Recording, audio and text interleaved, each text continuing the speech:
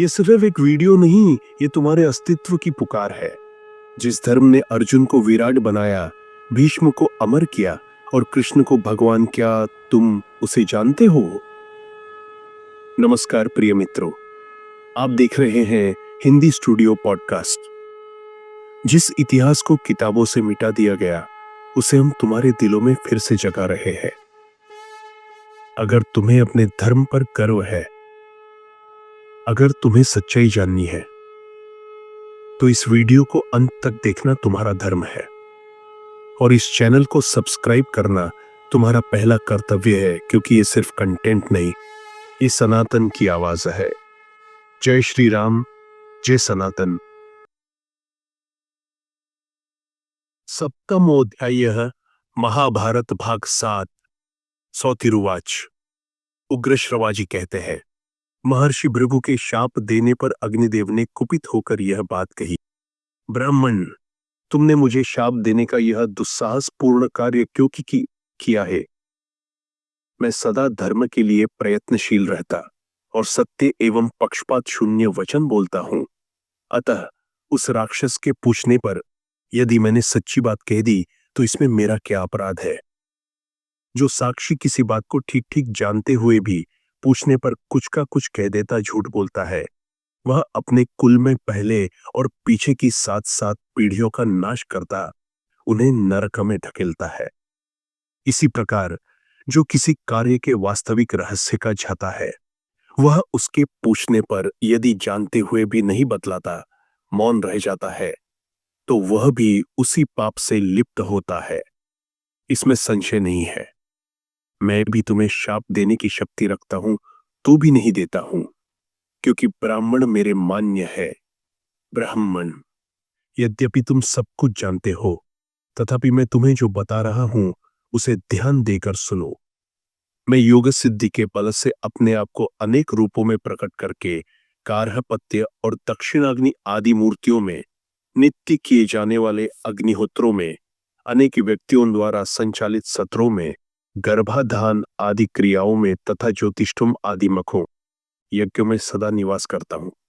मुझमें वेदोक्त विधि से जिस हविष्य की आहुति दी जाती है, उसके द्वारा निश्चय ही देवता तथा पितृगण तृप्त होते हैं। जल ही देवता है तथा जल ही पितृगण है। दर्श और पौर्णमास याग पितरों तथा देवताओं के लिए किए जाते हैं। अतः देवता पितर है और पितर ही देवता है। विभिन्न पर्वों पर ये दोनों एक रूप में भी पूजे जाते हैं और पृथक पृथक भी। मुझमें जो आहुति दी जाती है, उसे देवता और पितर दोनों भक्षण करते हैं। इसीलिए मैं देवताओं और पितरों का मुख माना जाता हूं।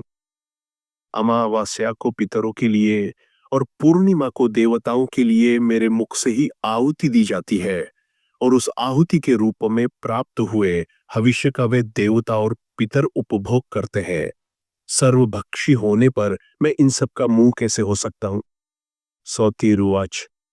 उग्रश्रवाजी कहते हैं, महर्षियों, तदनंतर अग्निदेव ने कुछ सोच विचार कर द्विजों के अग्निहोत्र, यज्ञ, सत्र तथा संस्कार संबंधी क्रियाओं में से अपने आप को समेट लिया।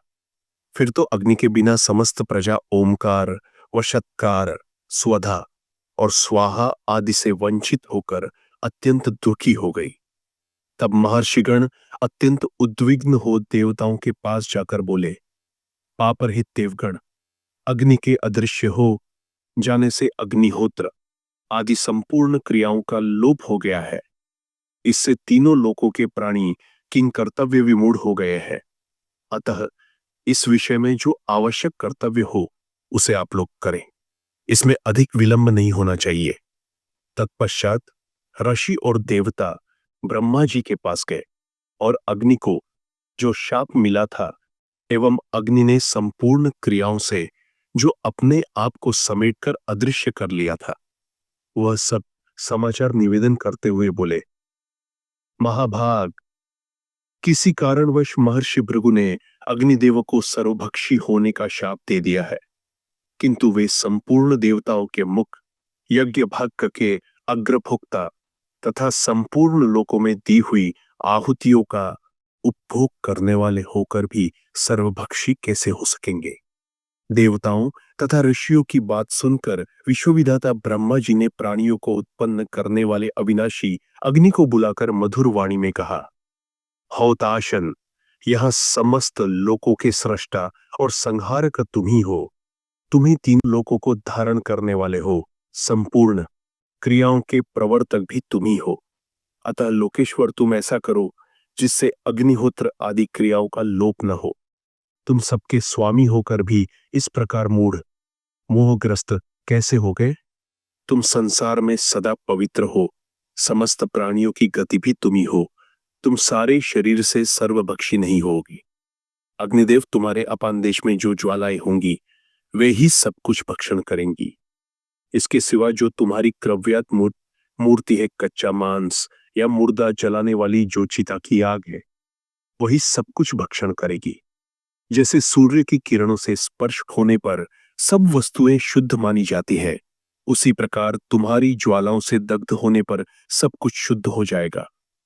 अग्निदेव, तुम अपने प्रभाव से ही प्रकट हुए उत्कृष्ट तेज हो। अतः विभो, अपने तेजस से ही महर्षि के उस शाप को सत्य कर दिखाओ और अपने मुख में आहुति के रूप में पड़े हुए देवताओं के तथा अपने भाग को ग्रहण करो। सौतिरुवाच। उग्रश्रवा जी कहते हैं, यह सुनकर अग्निदेव ने पितामह ब्रह्मा जी से कहा, एवमस्तु, ऐसा ही हो। यो कहकर वे भगवान ब्रह्मा जी के आदेश का पालन करने के लिए चल दिए। इसके बाद देवर्षिगण अत्यंत प्रसन्न हो जैसे आए थे वैसे ही चले गए। फिर ऋषि महर्षि भी अग्निहोत्र आदि संपूर्ण कर्मों का पूर्ववत पालन करने लगे। देवता लोग स्वर्गलोक में आनंदित हो और इस लोक के समस्त प्राणी भी बड़े प्रसन्न हुए। साथ ही शाप जनित पाप कट जाने से अग्निदेव को भी बड़ी प्रसन्नता हुई। इस प्रकार पूर्व काल में भगवान अग्निदेव को महर्षि भृगु से शाप प्राप्त हुआ था। यही अग्निशाप संबंधी प्राचीन इतिहास है। पुलोमा राक्षस के विनाश और च्यवन मुनि के मका वृत्तांत भी यही है। इस प्रकार श्री महाभारत आदि पर्व के अंतर्गत पोलोम पर्व में अग्निशाप मोचन संबंधी 7वां अध्याय पूरा हुआ। पाप कट जाने से अग्निदेव को भी बड़ी प्रसन्नता हुई। इस प्रकार पूर्व काल में भगवान अग्निदेव को महर्षि भृगु से शाप प्राप्त हुआ था। यही अग्निशाप संबंधी प्राचीन इतिहास है। पुलोमा राक्षस के विनाश और च्यवन मुनि के मका वृत्तांत भी यही है।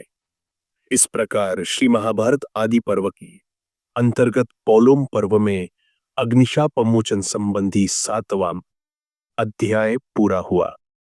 जो आपने अभी सुना वो सिर्फ एक अध्याय था। महागाथा अभी बाकी है।